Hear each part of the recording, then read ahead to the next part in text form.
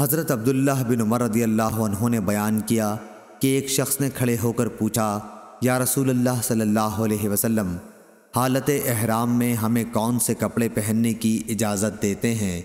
تو نبی کریم صلی اللہ علیہ وسلم نے فرمایا کہ نہ قمیص پہنو، نہ پجامے، نہ عمامے اور نہ برنس۔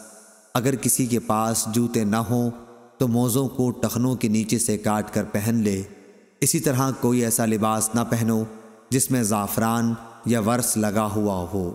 احرام کی حالت میں عورتیں منہ پر نقاب نہ ڈالیں اور دستانے بھی نہ پہنیں۔ لیس کے ساتھ اس روایت کی مطابقت موسیٰ بن عقبہ اور اسماعیل بن ابراہیم بن عقبہ اور جویریہ اور ابن اسحاق نے نقاب اور دستانوں کے ذکر کے سلسلے میں کی ہے۔ عبید اللہ رحمہ اللہ نے ولا ورس کا لفظ بیان کیا۔ وہ کہتے تھے کہ احرام کی حالت میں عورت منہ پر نقاب نہ ڈالے اور نہ دستانے استعمال کرے۔ اور امام مالک نے نافع سے بیان کیا اور انہوں نے حضرت عبداللہ بن عمر رضی اللہ عنہ سے بیان کیا کہ احرام کی حالت میں عورت نقاب نہ ڈالے۔ اور لیث بن ابی سلیم نے مالک کی طرح روایت کی ہے۔ صحیح بخاری حدیث نمبر 1838۔